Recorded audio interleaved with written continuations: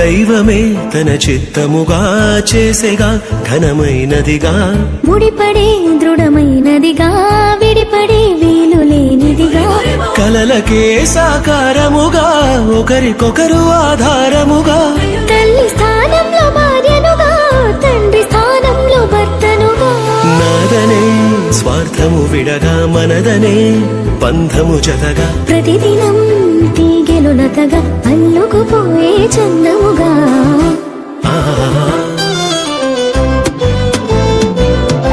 పెళ్ళంటే దేహములు వేరైనా ఒక్కటిగా ఫలించే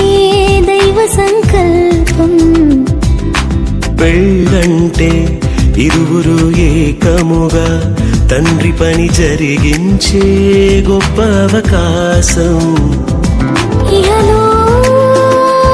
కాలలో శూన్యం ఉండగా